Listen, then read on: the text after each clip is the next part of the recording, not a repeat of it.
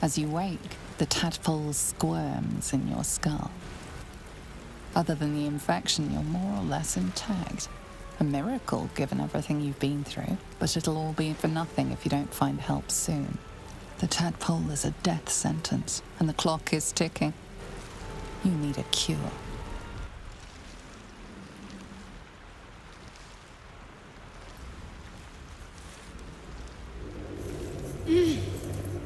You're alive.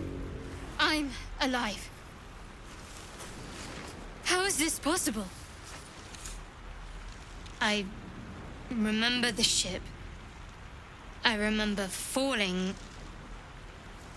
Then nothing. Looks like she ran off without us. You're more concerned for her than she is for you, clearly. We need to take care of ourselves. First things first, we need supplies, shelter, and most of all, a healer. We might have escaped, but we still have these little monsters in our heads. We need each other, and we both know what's at stake. Can't think of better company. One thing, just before we go. I wanted to thank you again for freeing me. It would have been all too easy for you to run right past my pod, but you didn't. I'll remember that. Lead the way.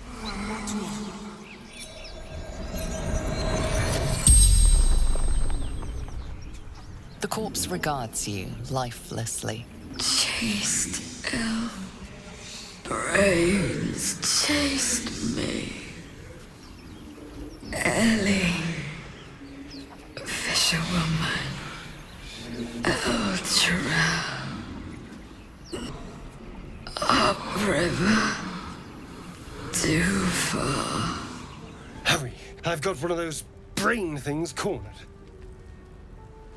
There, in the grass. You can kill it, can't you? Like you killed the others? I was hoping for a kind soul. Well, not to worry.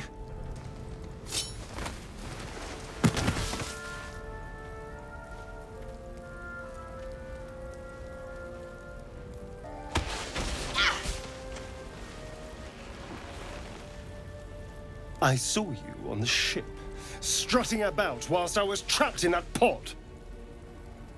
What did you and those tentacled freaks do to me? Your mind twists. You're looking out of unfamiliar eyes.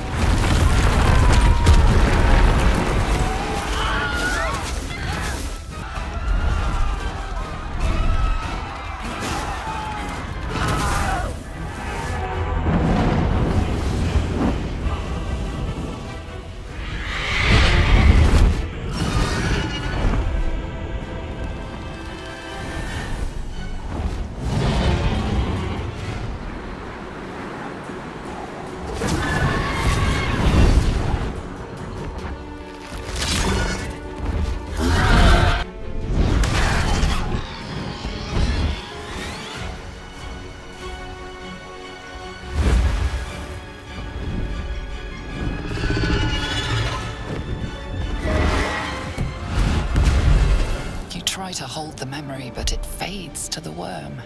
The light, the fear. What was that? What's going on? The worm. Of course. That explains things, somewhat. And to think, I was ready to decorate the ground with your innards. Apologies. Please, allow me to introduce myself. My name's Astarion. I was in Baldur's Gate when those beasts snatched me.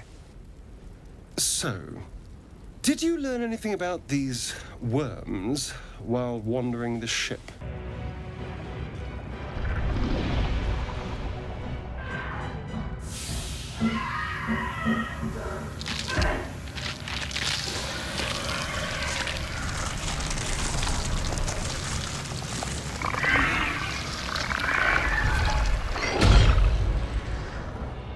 Turn us into...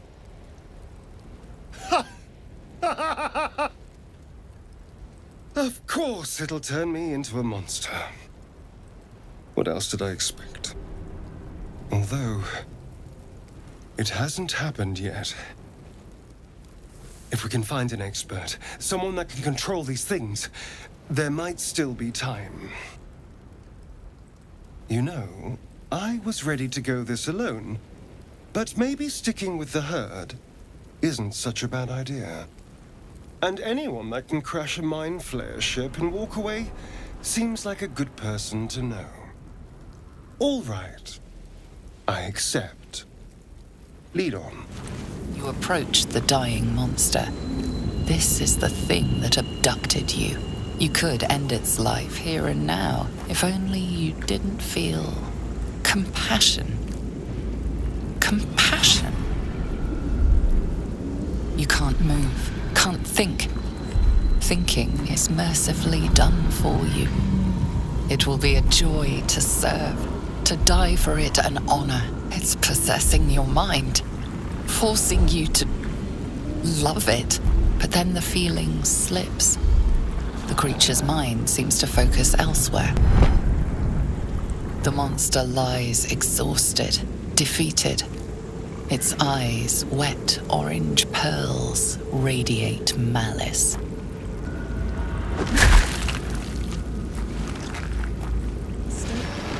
Approach the sigil on the stone. Magic glitters and swirls from it erratically, as if malfunctioning. It looks slightly dangerous.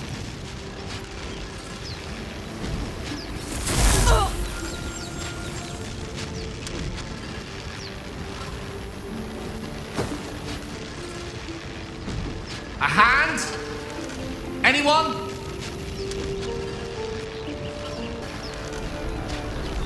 Ow! Perhaps I should have clarified? A helping hand? Anyone? Just your average traveler stuck between realms. Pull me out, and we'll get properly introduced. Whatever you're doing is working wonders. Now a quick little pull should do the trick.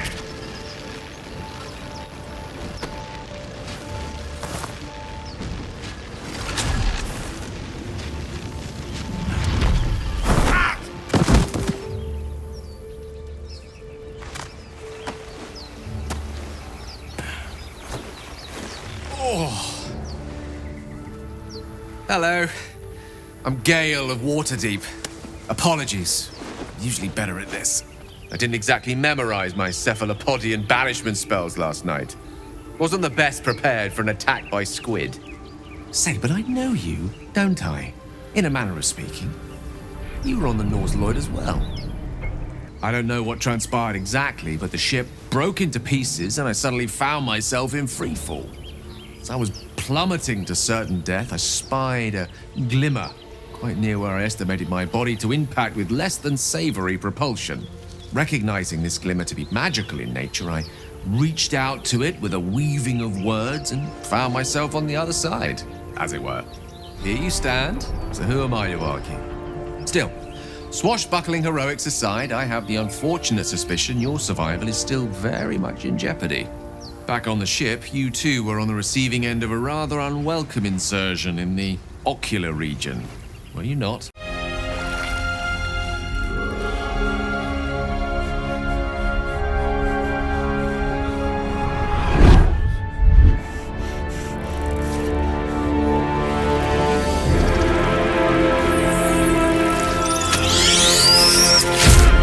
No use sugarcoating it, is there? The insertee we speak of, this parasite, are you aware that after a period of excruciating gestation, it will turn us into mindflayers? It's a process known as ceramorphosis, and let me assure you, it is to be avoided. You don't happen to be a cleric by any chance, do you? A doctor? Surgeon? Uncannily adroit with a knitting needle? You seem to know enough about our condition to realize it's beyond most clerics' skills. Most, no doubt, but I find myself hoping to be in the presence of the few. You don't happen to be one of them. Not exactly a common affliction. We're most certainly going to need a healer, and soon, too. How about we lend each other a helping hand once more and look for a healer together? Parasite shared is a parasite halved, or something to that effect. Zoru was right. Yellow as a toad and twice as ugly. The thing's dangerous. Leave it for the goblins to kill. And if it escapes, how will you... Oh, a guest. Your skull pounds in response to the prisoner's white-hot stare. Her lips don't move, yet you hear her voice. Get rid of them. Let's go. We need to check out that blast. Shook our camp good, so we came for a look. Northwest. Look for Nettie. Whatever your wound, she can mend it. And be careful. There are goblin traps everywhere. Nymessa, come. Enough gawking. Get me down. The tadpole hasn't yet scrambled all your senses. Auspicious. But the longer we wait, the more it consumes. My people possess the cure for this infection. I must find a creche. You will join me. Careful. She obviously sees your kindness as weakness. Don't let her take advantage. Githyanki protocol is clear. When infected with a Gaith tadpole, we must report to Augustil for purification. It is many things. A hatchery, a training grounds, a shelter. You have made an ally from Kresh Kalir. Few know such fortune. Call me Lae'zel. I'll trust your judgment, but I won't trust her. Not until I've gotten the measure of her. You've a sharp tongue, elf. Would that your mind proved its equal. Half elf. I suppose the finer details are lost on a creature like you. Come. The Horned Ones mentioned a camp. One there, this Zoru, has seen Githyanki. A creche must be near. We will ask this Zoru where he has seen my kin. You! Not another step, hear me? Boss! Got company up here! What's this then? Trying to creep around us and loot the crypt? Not happening. Or is it the ship you're after? Don't matter either way. It's ours. All of it. First you look, then you touch, then you take. The only thing we're sharing with you is our pointy ends. Poisonous what? Don't like the sound of this, boss. We're leaving. Come on, move it! Have you, Gibblebuck? Everything all right out there? Well, I always were a bit soft. But I've got plenty of friends who ain't soft. Come in here and you can meet them. I am enjoying the latest addition to our little group. Lae'zel is delightful. In a very look at me twice and I'll dismember you kind of way, of course. This book is far lighter than it should be with such a massive log.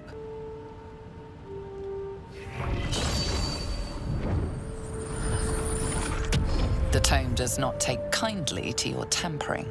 A feeling like pins and needles lingers under your skin, pricking and prodding.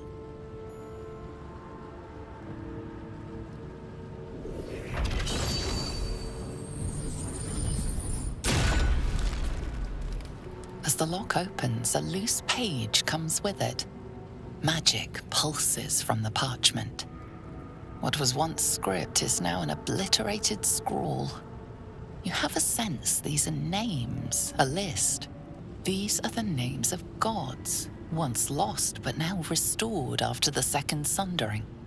The last three names in this book sit close together, but are so devastated by the scrawl as to be unreadable.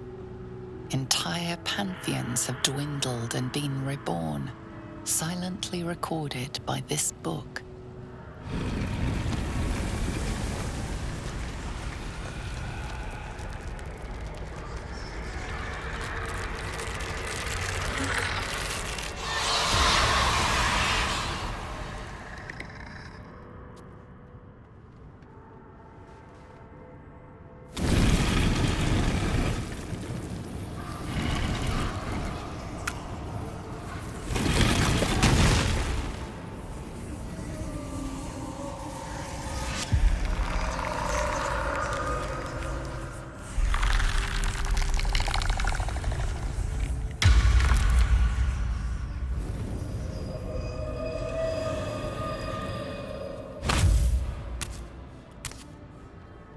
So he has spoken, and so thou standest before me. Right, as always. What a curious way to awaken. Now, I have a question for thee. What is the worth of a single mortal's life? Curiosity. Nothing more. Wilt thou answer my question? So, I ask again, what is the worth of a single mortal life? I am curious by what standards thou shalt judge. At this particular junction, perhaps that is not so far from the truth. Very well. I am satisfied. We have met, and I know thy face. We will see each other again at the proper time and place. Farewell. We have nothing more to discuss. Continue on thy way, as if I were not here. I must attend this place after so many years away. We will see each other again soon, when the time is proper. I do not know that hour any more than dost thou. But I do know that the longer thou standest here, the farther away our second meeting becomes.